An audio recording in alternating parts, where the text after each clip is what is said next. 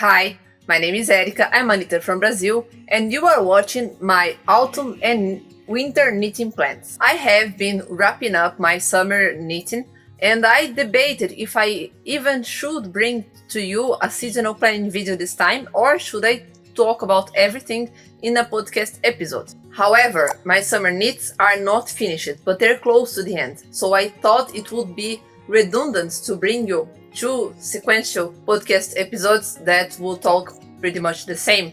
And also, I thought that if I made a planning video, I could cut away my planning section from the next podcast episode because you will already know what I'm planning to do in the future. And then I could dedicate my next podcast episode just to tell you what I have been knitting in the last months. The stuff is getting closer to the end, so I'm excited to talk to you about the entire processes of their knitting. So that's why I bring it to you just plans today. My autumn knitting plans are divided in three categories. I have divided them in whips to continue. The second category will be vintage, and the third category will be self-drafted or pattern designs. Because yes, this winter and autumn I'm not so attached to patterns, and most of what I'm planning to knit already lives in my head, and I have to transform it in real objects and maybe, if I like them, into instructions. So let's dive in. Once I finish my summer knits, my first and most important priority will be my test knit, the Avalon Sweater by Maiden Knitwear. I have started it already and I have made this much. I have finished the waist shaping section, and then I will continue straight until the underbust and then make all the shaping for the upper part and the sleeves. It's a little bit advanced, not much advanced, but I don't think this will be a very slow knit because it's pretty straightforward. The details are not hard to do and they are located in specific places, and it's knitted in 4mm, which, considering what I have on my needles right now, is not that of a small needle size for me. I'm really enjoying to knit on that. I'm just having a little bit of trouble with my yarn management, but I will talk to you more about it in my next podcast episode, as it's a whip after all. My other whip that will cross over into autumn and winter and into the summer again is my temperature blanket, and I have news on that front. I have the yarn for the background at last. There is more there. I have bought 10 skins because after all it's a blanket. Look at that, how pretty color this is. It's the color cru, which means natural, and that's what it is. I have already made a few hexagons, and this is another thing that I want to show you in a more complete fashion in the next episode. That's why I'm not going to emphasize it more here, but just to give you a sneak peek, here is one of the hexagons. So cute, right? It looks a little bit like a fried egg, or a mix between a flower and a fried egg. Maybe it will be my egg blanket, because most of my hexagons until now have these two colors, which represent the temperatures we had the most. So I'm actually very excited for that project now, and we will talk more about it in the future. Now we cross to the vintage section, which has two projects, one of them true vintage, one of them is a vintage project, but I will knit it from a modernized pattern to make my life easier. My first priority ever will be the Avalon Sweater once I finish my summer knit. My second priority will be my 2-ply Cabled Cardigan, which was a part of my summer knitting plans, and it's not a thing right now. It's in this state, in a state of non-existence, and I have to start it from the start. Of course, this will be an attempt. I'm not sure that I will be able to make it, but I'm considering resizing the entire thing just to have it with the gauge I can get after all. Why haven't I started it again yet? It's because I want to swatch with my 2.5mm needles, which are currently in my June Top Light, which is one of the whips I'm rushing to finish, so I could free my needles for this one. Why it will be my second priority? Because I still hope to finish it for the call that will run until May. So if I can have my April dedicated to the Avalon Sweater and this one, it's probably what will happen. These two will be my focus in April. If you have been following my channel for a little while, You might remember from my last podcast episode this half swatch, which is still half a swatch because I have been focusing on other projects. But you can see here that I had established a little bit of the color distribution that I wanted, and I was waiting for a yarn that would replace this one, which is just this much that I have. The yarn got here. I bought it together with the base for my temperature blanket and some other things. And here you can see it's not identical, right? I think this one is a little lighter, less soft maybe. Here I think you can see the difference. It's a subtle difference, but it's a difference. Still, in the context of the entire cardigan, I think it will play out all right. Now you will be able to see all the colors that I will use in my cardigan. Just in a second. Here you have. These will be the colors for my Cloud Bursting by Susan Crawford, which is a play into Best Way. I have forgot the number. I will place it in the screen. From Susan Crawford's pattern, you can knit it entirely just like the old, or in another variants that she made. She made a version straight without waist shaping and some other mods, but I plan on knitting the vintage version, the one that has the puff sleeves and all that very 40s play. I only won't make this for the cowl because I will be knitting from a modernized pattern. But if you want or can knit from vintage patterns, I will leave the link below because it's available for free in the internet, the vintage pattern. And it's a little bigger than the average vintage patterns in English language. Not much, not by much, but just a little, 36 to 38 inches, while the most common is 34. So I am very excited for that because I'm envisioning a very cute cardigan, a very beautiful cardigan. And as you can see, the two projects that are most complex, that are most time intensive or attention intensive, are the two vintage cardigans. I might wait until I finish the other one to cast on this one, but I'm also excited to work with it, so I will be swatching at least, if I can, until the next podcast episode, so I will be able to show you the final color distribution, and that's it. Now we get to the final section of this planning, which is my self-drafted section or designing section. My head is filled with ideas. From knitting for 5 years, I have a bunch of things that are sketches in my notebooks, and I think I am able now to start bringing them to life. So, what am I going to do in the next few months? Well, one of them, you have already seen my attempts with it, which is this one, this watch. I have shown you this in the last podcast episode. It will become a bonnet, a Korobotchka bonnet. See, with my black, I love black and red, honestly. So it will become a bonnet from my Dead Souls collection, so to say. And I have another hat from that collection that now I have the material to make, because with those other yarns I bought enough yarns for free shipping. So I thought about everything that I needed, not every pattern that I had in mind, but the most urgent patterns that I had in mind. So I brought some of them that I could afford in that moment today. Well, I bought material for the other hat from that intended collection, which will be the Sobakevich hat. Let me just pick there. Here, see? Such a beautiful brown, right? I'm not into browns very much, but this one is right up my alley. It's named Brown, I think. And this yarn is super interesting because this is 100% wool. It's the yarn about which I found out not so long ago, I think some months ago, but I had been wanting to buy it, to test it, and I hadn't had the opportunity. This is basically the only 100% wool yarn that is produced here with one affordable price. However, this is not intended for knitting.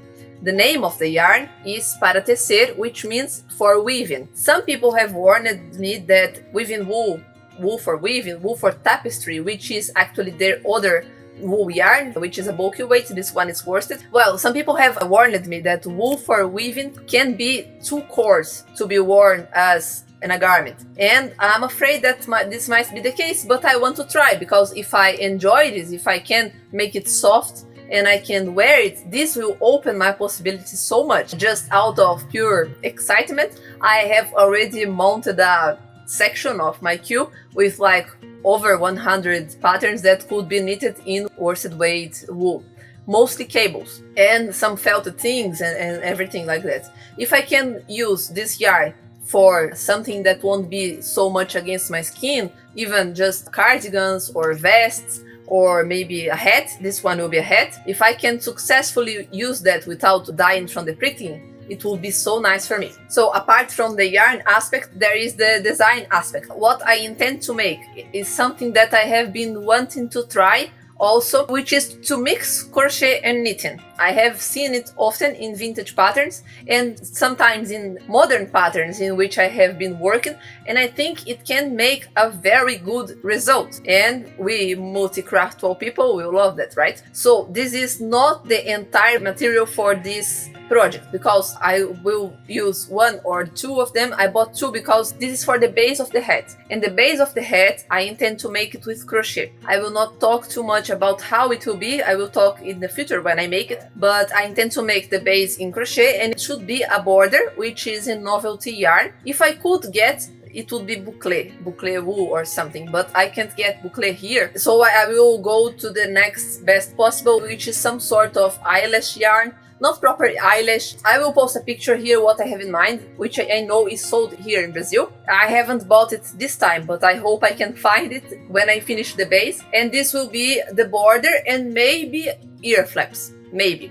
Because sobakevich, it comes from sabaka, which means dog. So I want to shout out to his doggish origins and to his Russian origins with the ear flaps. Maybe. Let's see how it will play out in real life. This character is also characterized like a bear-like person. He's very solid, he's very strong and heavy and weighty, and so this is the idea that I want to bring with this hat. A weighty idea and also a heavy, strong idea. That's why I'm using crochet for the base, because I think crochet can give a more structured head. Well, for my Dead Souls collection, that's it for now. The next thing that I intend to kinda self-draft, maybe not exactly, will be another accessory for me, which I want to make into a video. I mentioned it, I want to make a video about knitting an Ascot Scarf. I probably will get a vintage pattern, but the one I have in mind was poorly written, so I will probably have to rework it to make it work. It's from a Brazilian 30s newspaper, so I intend to rework that pattern for a worsted weight, to use these leftovers I have and make myself a nice Ascot scarf. This one will be white. If I get leftover from my fingering stuff, I might try to make the numbers for a fingering version too, and maybe this will become a pattern, I don't know, but I want one in white because see, black, red, white, this is so up my alley. So that will be a quick palette cleanser in the meanwhile. I am not sure yet if I will make it in garter like many Ascot scarves are, or if I will try to play out another stitch, probably a simple one, because I want this to be very simple. I am considering trying to make it in stockinette, but I would have to think how to make it into a tube or stabilize the margin so it won't roll. I will think about it. And my last autumn/winter plan, because I think this will take me autumn and winter, will be to remake something that I have made at least twice before, and this time I want to remake them and make them into a pattern, which will be a vest, a self-drafted vest. I have made two, one for my mom and then later one for my grandma, because my grandma saw the one I made for my mom and she said she wanted one too, so I made them both one. And it's very simple and it follows more or less the same construction. Well, I have two sets of yarns here that I will transform this into vests.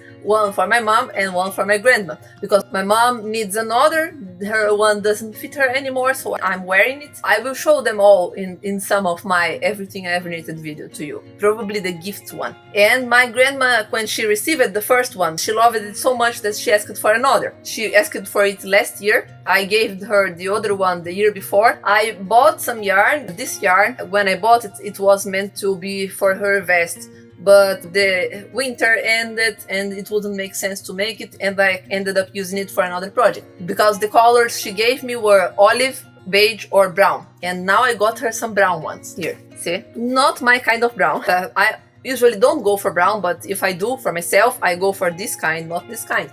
But for my grandma, it looks stunning. She has a bunch of clothes in a very similar shade, and she looks amazing with it, so I'm going to make her another vest with this ones.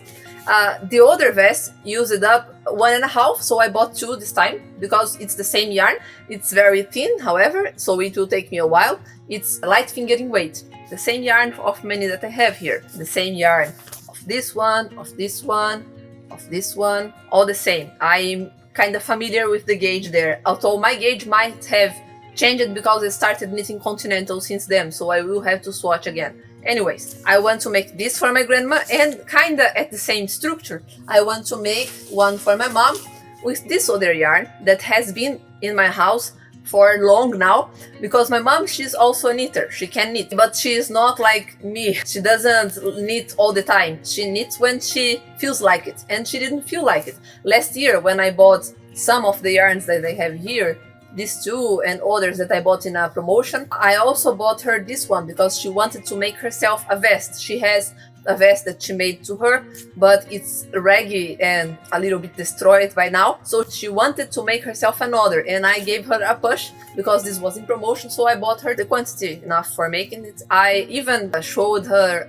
a pattern, a few patterns that she could use. I translated the patterns for her because she doesn't speak English. She understands a little bit, but not so much. I translated her the patterns, but she didn't feel like it, so she didn't even start, to be honest, this one. So I asked her last week, Mom, do you want me to make the vest for you? Because otherwise another winter will come, she will be without a vest again. So she said yes, but all my other vests were closed up, normal closed up vests. She required this one to be open with buttons, you know. I thought it would be an interesting exercise to make them 2 a little different, and I want to make them into a pattern and include the instructions for both in the same pattern, for 2 different gauges and 2 different constructions, like one will be open, one will be closed, because it's a simple vest. If I'm going to release a pattern for a simple vest, there are so many already, so I should make it different somehow, so it will bring value to people. So I'm probably going to make them different, as my mom have said. I'm going to start knitting these ones once I'm finished with my Avalon, because then I will be with a complex project and I will be without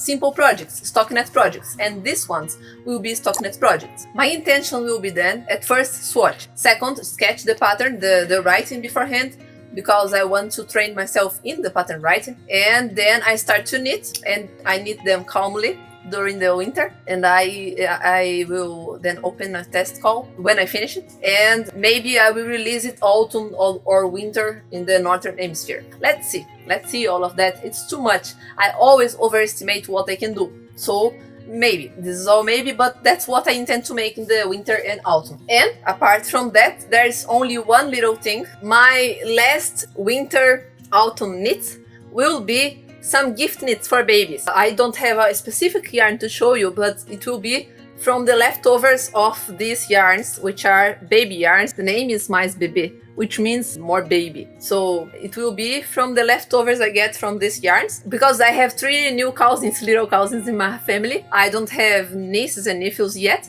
but my cousins are having babies, so as their knitting cousin, I should send them something, right? 2 were born very recently, but now it's not winter, now it's still hot, so I don't think there is sense in sending them something yet, but I want to send them something for winter. And the other should be born in September, I guess. 3 boys. So as I have very boyish colors here, well, colors don't have genders, but you know, moms sometimes prefer this or that color for girls or boys. So as I have very boyish colors here, I'm not worried.